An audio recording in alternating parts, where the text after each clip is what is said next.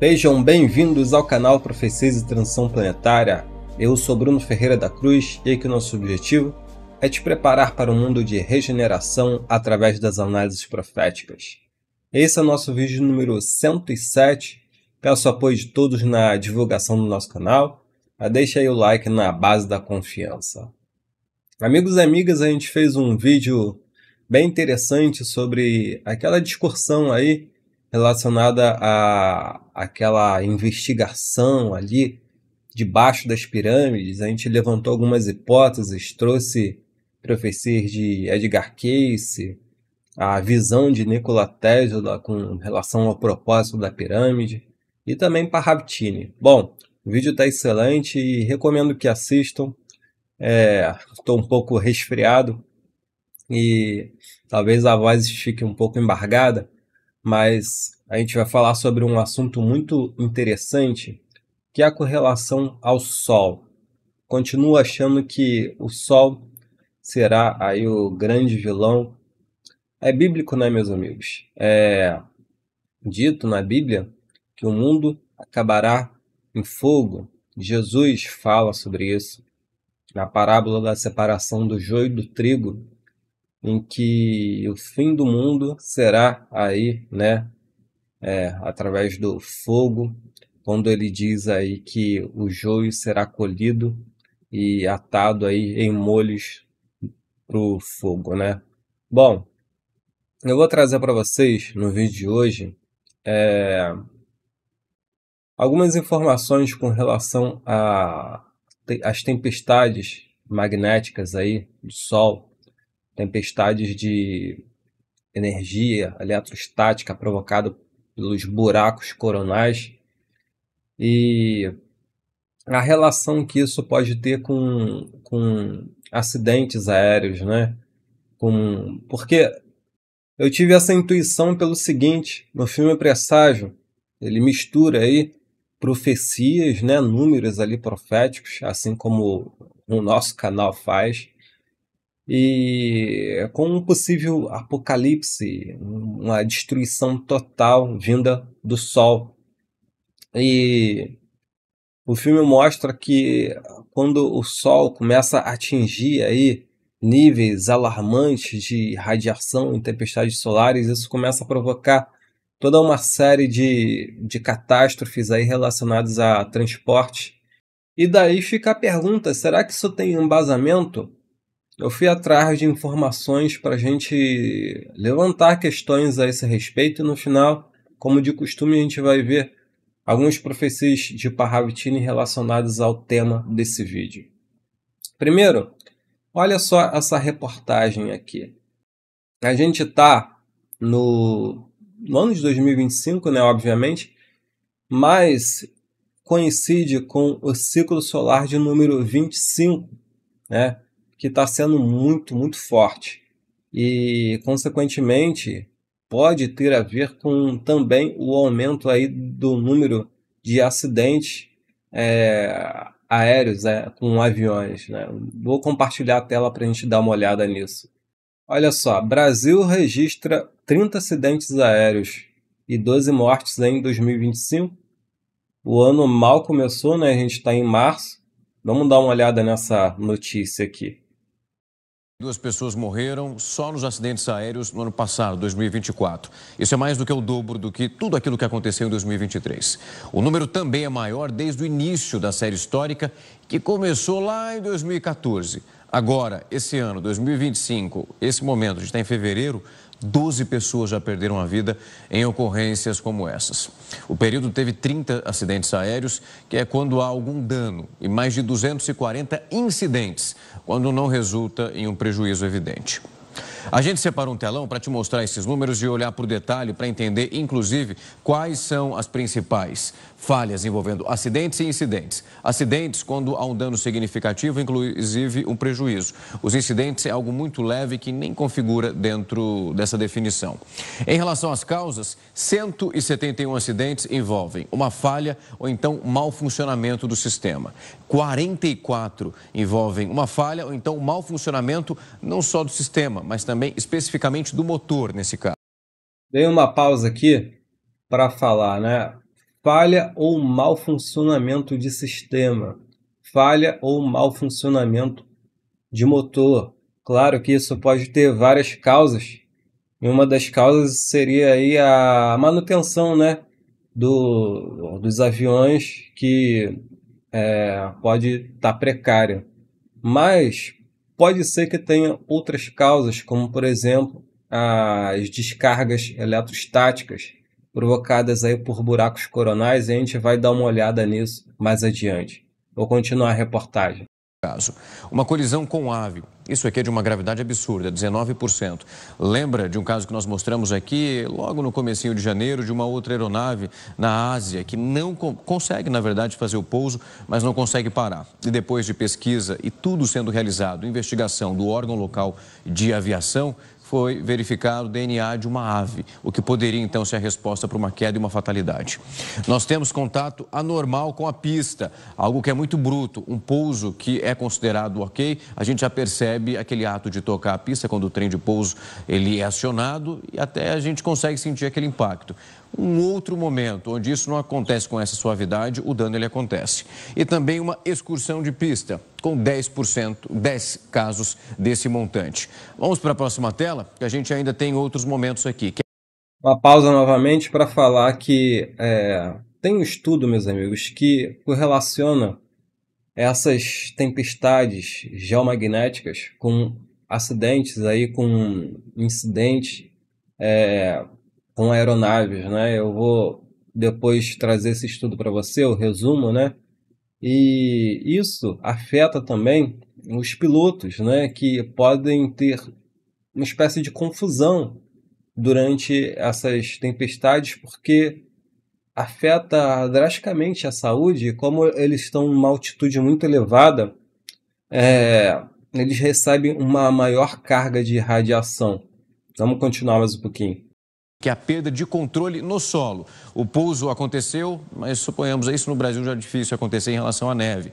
Onde há aquele movimento, lembra o episódio do Canadá? O pouso ocorre, essa verificação em centímetros da crosta de gelo que estava na pista, esse seria um dos motivos que leva a aeronave a perder o controle e acabar ficando depois daquela maneira que você viu, de perna para cima, digamos assim, onde os passageiros foram tirados dali e foram levados com segurança. Mas um baita de um acidente. E também um cortante de vento ou tempestade, o que pode dificultar ainda esse outro processo. A gente vai para a próxima tela, também para fazer uma verificação sobre essas ocorrências, onde elas aconteceram, olhando para a realidade brasileira, aonde elas se concentram nesse momento. São Paulo, que tem obviamente um fluxo que é intenso, aparece na liderança com 84 acidentes. Rio de Janeiro vem depois 49. Os mineiros também enfrentaram episódios que foram delicados, 28 na sua totalidade, Bahia 17 e Distrito Federal 15. Nós analisávamos quando esses acidentes aconteceram, poxa, parece que a gente vai verificando depois uma frequência, um acidente atrás do outro. Mas de acordo com especialistas, em relação ao número de aeronaves, nós inclusive tivemos uma diminuição. Mas, obviamente, isso não significa que o processo não é tão dolorido e tão sofrido quanto tantos os outros. Mas há um número maior de aeronaves, não só no Brasil, mas no mundo inteiro. Então, proporcionalmente ao número de acidentes, ainda é possível afirmar que Claro, meus amigos, que o avião continua sendo aí um dos meios de transporte mais seguros do mundo.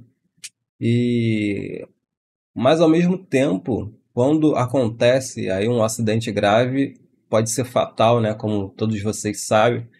E há milhares de voos aí diariamente, então proporcionalmente isso não é tão relevante assim, né? Mas aquilo que sai na mídia, né? É, os acidentes, eles são muito chocantes, né? Até mesmo quando não há fatalidade, e a gente vai se perguntando se isso é comum, porque a gente não tem costume de ver tantos acidentes assim, né? Claro que eles vão tranquilizar as pessoas para isso não gerar um efeito negativo aí no turismo, nos negócios, enfim. Então, tem que tranquilizar, mas as pessoas estão sentindo que isso tá sim se tornando mais grave e aumentando, né? E aí, vou mostrar para vocês os trechos do filme Presságio. que eu separei aqui. Tomara que eu não tenha problema de direitos autorais. No outro vídeo eu precisei cortar o trecho porque o YouTube pega, né? Vamos dar uma olhada aqui. O trecho é bem curtinho. Quando 4 aviões fizeram pouso forçado em vários estados, desde o Maine até Miami. Um deles terminou em desastre quando o voo 74 de Pittsburgh caiu a 3. Estão examinando a possibilidade de que uma falha no sistema de navegação tenha causado a queda da aeronave. Você quer falar? A agência acredita numa possível falha na navegação a níveis sem precedentes de radiação eletromagnética.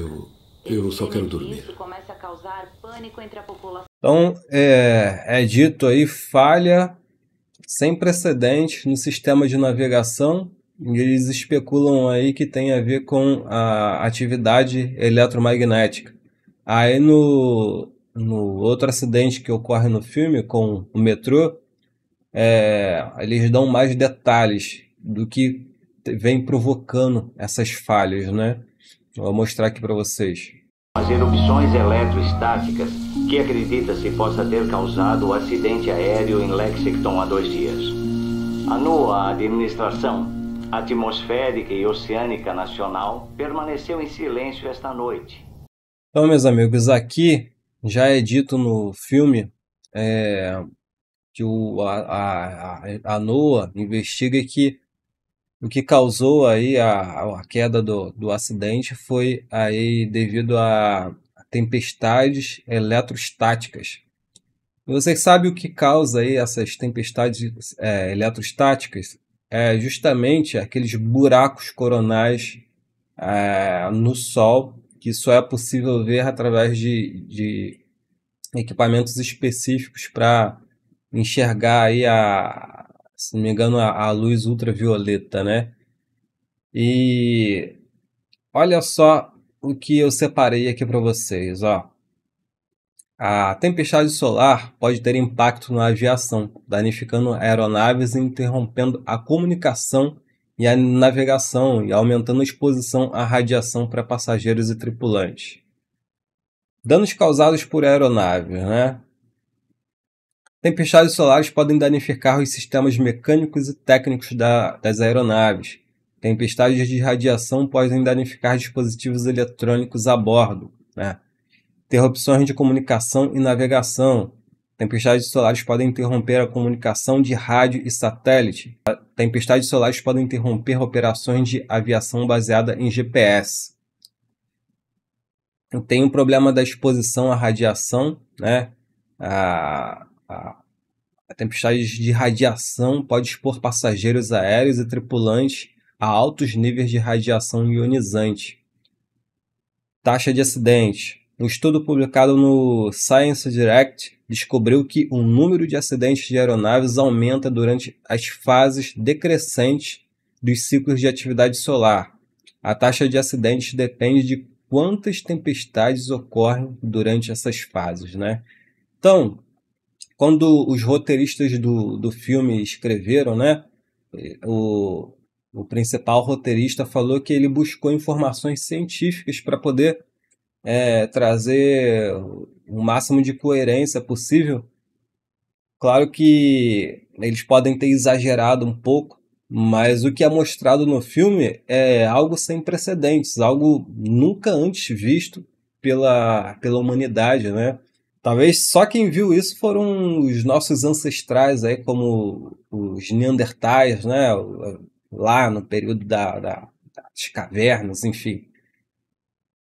E fica a pergunta, né, meus amigos? Será que o nosso país ele é mais suscetível a esses problemas por causa daquela falha aí no campo magnético, naquela anomalia, né? No nosso campo magnético, chamado aí a anomalia do Atlântico. Enfim, é um caso a se pensar. A gente tem essa pesquisa aqui, do qual é citado aqui nesse recorte, né? Que diz o seguinte: pesquisas detalhadas sobre o efeito de tempestades geomagnéticas em investigações de acidentes aéreos, que é um evento climático espacial muito importante e pode ser a principal razão para a maioria dos acidentes de aeronaves, especialmente os acidentes inexplicáveis.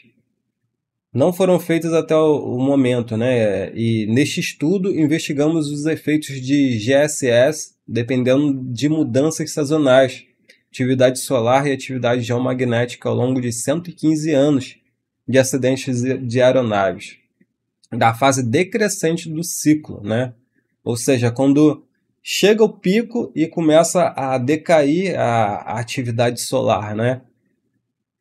Então, diz aqui, os primeiros resultados importantes é que o número de acidentes de aeronaves aumentou nas fases decrescentes dos ciclos de atividade, dependendo da estrutura efetiva dos buracos coronais, que são aquelas manchas escuras no Sol, do qual Parravitini alertou em suas profecias, e em vez de fases crescentes, né? Então, os acidentes não ocorrem quando está crescendo a quantidade de manchas, e sim quando está decaindo. E o segundo resultado importante é que o maior número de acidentes ocorreu nos equinócios de março e setembro, e principalmente no início de outubro, enquanto o menor número de acidentes foi visto no solstício, como junho e dezembro. Então, logo no começo do ano a gente já teve tantos acidentes aqui no Brasil, né? Só no Brasil é preocupante, muito preocupante. Devemos observar estruturas geomagnéticas da intensidade de 3 elementos de um campo magnético da Terra, como D, inclinação, e H, horizontal, e Z, vertical, e, portanto, suas intensidades, né? Então, é de acordo com a intensidade e com a inclinação do campo magnético.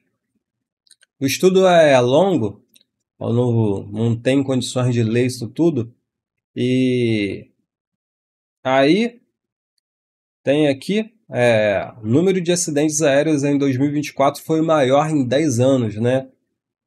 Mesmo com tanta tecnologia, com tanta instrumentação, esses acidentes estão acontecendo e isso é mostrado no filme. 2024, 175 acidentes, com 153 mortes, né? Isso, se eu não me engano, é só no Brasil. 2015 foram 172 acidentes, com 79 mortes, enfim. Então, é algo que o Barack Obama alertou, né?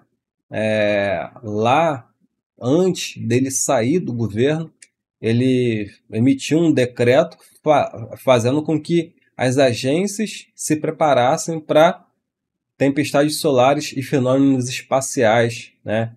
O que estava preocupando aí o governo Obama. Então, diz aqui o seguinte: o fenômeno levou o presidente Barack Obama a baixar um decreto determinando que secretarias e várias agências governamentais tenham um plano para enfrentar o que chama de evento climático espacial. Eu separei os principais trechos aqui. O decreto de Obama pede aos órgãos governamentais que criem estratégias a serem adotadas durante 4 meses antes e depois da ocorrência de um eventual fenômeno climático espacial. E o que é essa questão do clima espacial? É justamente o vento solar, as tempestades geomagnéticas, do qual fala muito bem aí o canal Galeria do Meteorito, excelente canal. Serviço de saúde, transporte e abastecimento de água podem ser afetados, porque tempestades solares são capazes de desativar a rede elétrica aqui na Terra, adverte aí o decreto presidencial americano. A NASA, a Agência Espacial dos Estados Unidos, explica que o clima espacial é determinado por eventos que ocorrem no Sol, como o vento, né, que lança no espaço plasma e descargas eletromagnéticas. E se o nosso escudo, né, que protege contra essa radiação solar está fraco, isso se torna muito mais grave, né? A nossa magnetosfera aí, ela está oscilando muito, né? E isso pode ter a ver com a inversão dos polos magnéticos. E tem aí o ciclo de 11 anos de atividade solar, né? A cada 11 anos o Sol entra um período onde aparecem mais manchas solares e acontece mais atividade solar. O perigoso e imperceptível vento solar. Já o vento solar é uma rajada de partículas lançadas pelo Sol no espaço, né? E em uma velocidade de 3,2 milhões de quilômetros por hora. Isso na velocidade da luz. Então, o vento solar ele torna-se, às vezes, até um pouco mais grave do que as tempestades, porque é muito rápido que chega, né? Enquanto a ejeção de massa coronal demora aí cerca de 8 horas para chegar até a Terra, o vento solar chega aí em questão de minutos, que aí fica mais difícil de se prevenir, né? De se desligar equipamentos para evitar que sejam danificados. Mas como esse evento não é frequente, tem densidade baixa, a NASA destaca que ele é 1 bilhão de vezes mais fraco que o vento que sentimos aqui na Terra, né? No filme é mostrado que é um evento sem precedentes, e Parravitini também mostra que o que pode acontecer é um evento sem precedentes, ou seja, é algo anormal. Então acontece aí interrupções nas telecomunicações, né? Mesmo assim, as tempestades solares são capazes de interromper sistemas de eletricidade, satélites e internet e todos os meios de telecomunicações, que incluem sinais de telefone, rádio e TV. O fenômeno também pode colocar em perigo voos comerciais, né? Que ficam incomunicáveis nas rotas mais próximas dos polos norte e sul, onde se concentram a maior parte das partículas solares. Aí a gente tem aquele buraco aqui no nosso campo magnético, a anomalia aí do Atlântico Sul, que talvez esteja afetando aí os voos, né? Chegando com maior intensidade aí em altas altitudes e atrapalha aí os equipamentos, como vocês viram, né? Principalmente quando vai pousar, porque ele meio que perde a referência de altitude. Isso relatado pelos próprios pilotos, né? Aí é dito que aqui na Terra estamos protegidos pela magnetosfera, mas os astronautas ficam expostos à radiação, né?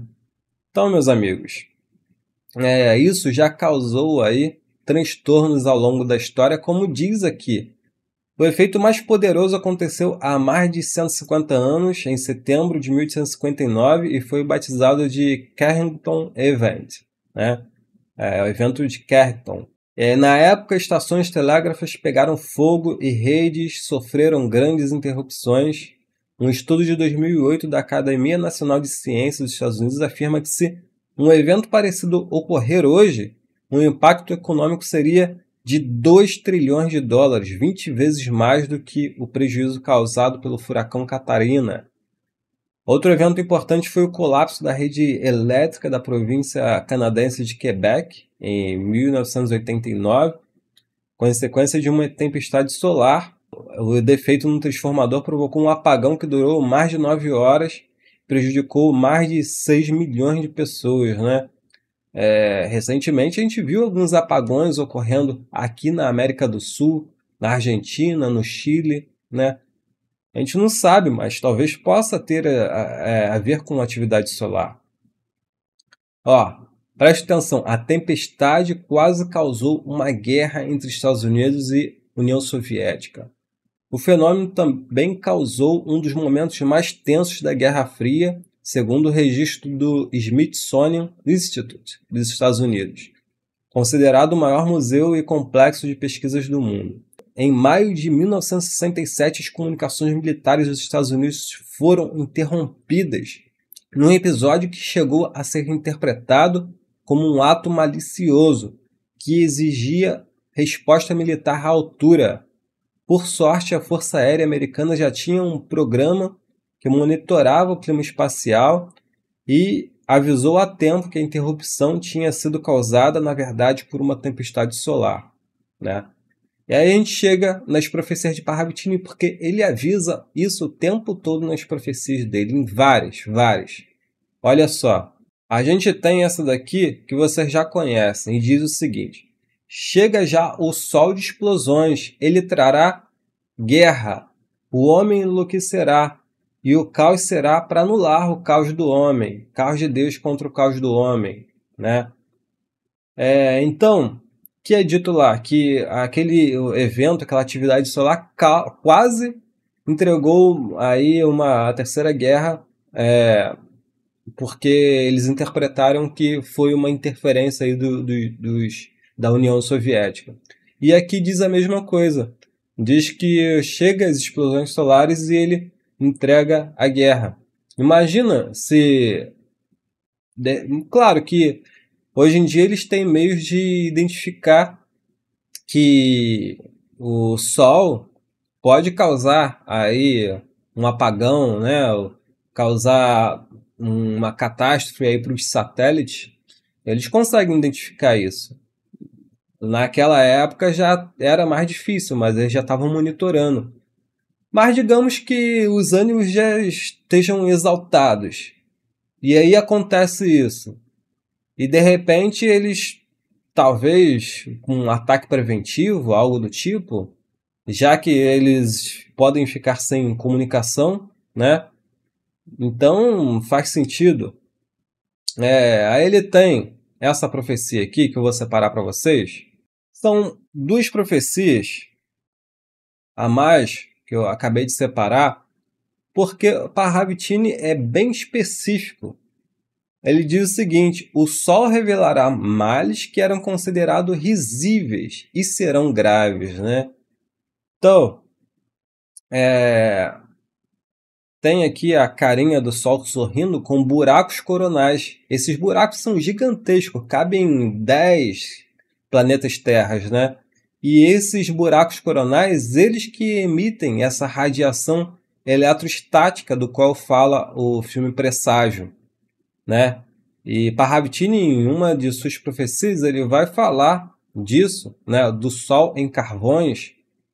Então, eu continuo achando que o Sol será, sim, o gatilho para causar todo tipo de catástrofe aqui no planeta Terra, né? Então, NASA divulga foto do Sol a sorrir, mas o sorriso não traz boas notícias para a Terra, porque a nossa ciência já sabe que esses buracos coronais que liberam aí o vento solar são perigosos, né, para o planeta Terra. E Parravitini já alertava isso em 1938, quando o Sol passou a ser monitorado aí com instrumentos só mais recentes, né? Então, por isso que eu dou tanto crédito aí para as profecias de Parravitini. E aí ele tem essa profecia aqui, que diz o seguinte, né? Os sóis falarão. Ele mostrando aí vários sóis de vários sistemas solares. No filme Presságio, o John, que é um astrofísico, ele descobre que em outros sistemas solares ocorreram aí explosões solares gigantescas que eles chamam de micronova. E essas explosões causam grandes transtornos para o sistema solar.